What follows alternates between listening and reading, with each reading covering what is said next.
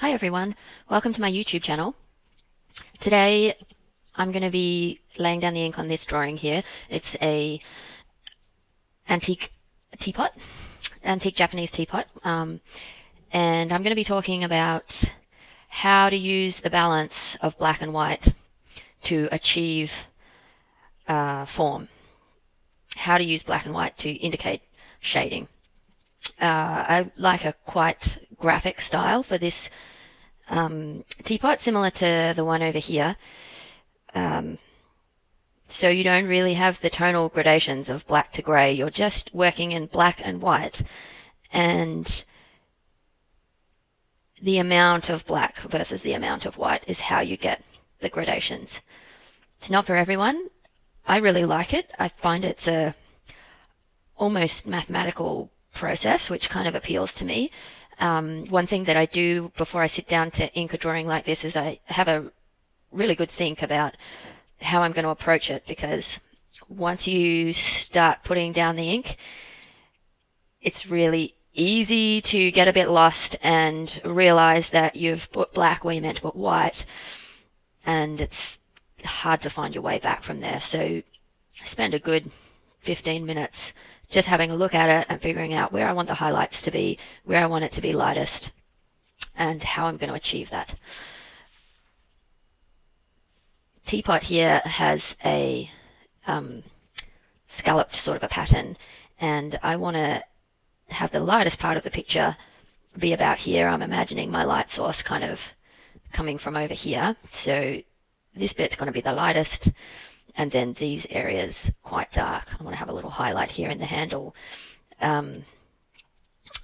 Because I haven't done this pattern before in ink, I decided to do a practice run just to see what I could do to achieve the different balances of black and white. So this is it here, and I just experimented with, in this row, using the ink for the line work, and then in these rows using the ink for the body, and then just leaving the line work blank, leaving it white.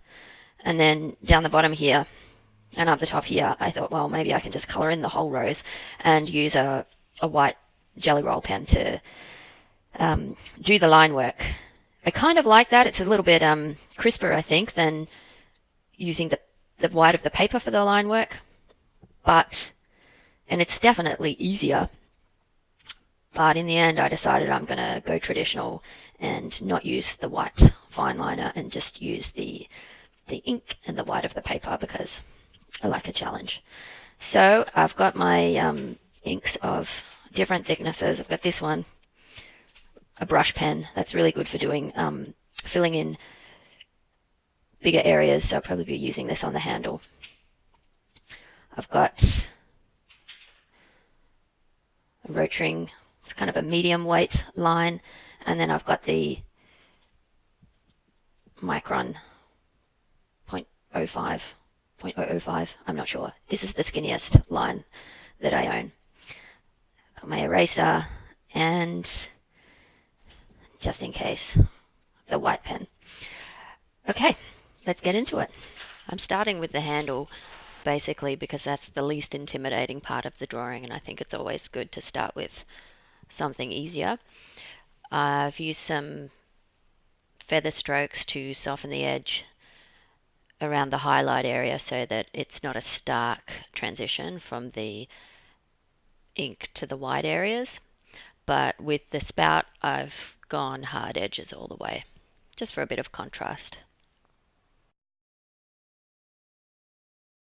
So I realized when I'm about to get into doing this part, that it's going to look weird if I have these horizontal contour lines, which I drew in to help me place the scallops, but I don't actually want those horizontal lines in the finished piece. I want the contours to be going down that way, and to be indicated just by the shape of the scallops. So I'm going to go in, I started here going in with a little bit more pencil work just so that I know what I'm doing when I come to put down the ink. And then around the sides here, um, I realize it's going to look too fiddly or more fiddly than I like if I draw in every detail of the pattern around here. So I'm going to pencil in um, just more blocky shapes instead of the individual. You'll notice lines as you watch the video that I'm flicking pretty frequently between the different thickness of pens. So I'm using the micron when I want control and a really sharp line, and I use the rotring when I'm filling in smaller spaces, and then the brush pen to fill in the bigger spaces.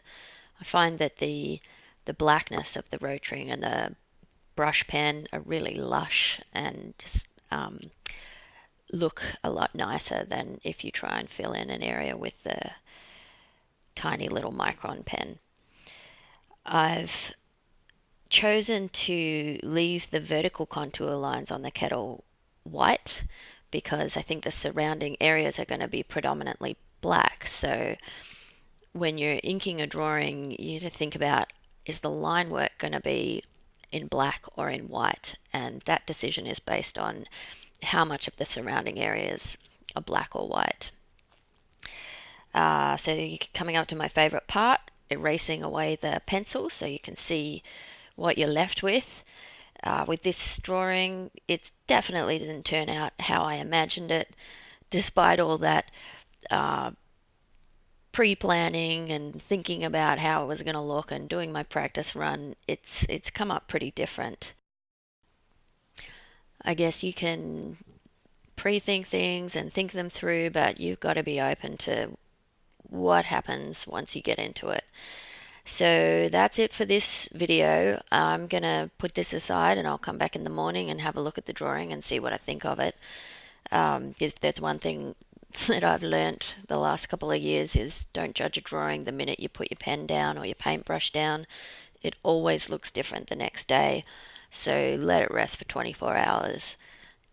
Come back and then decide if you like it. If you like this video, go ahead and click the like button, subscribe to my channel, and thank you for watching. I'll see you next time.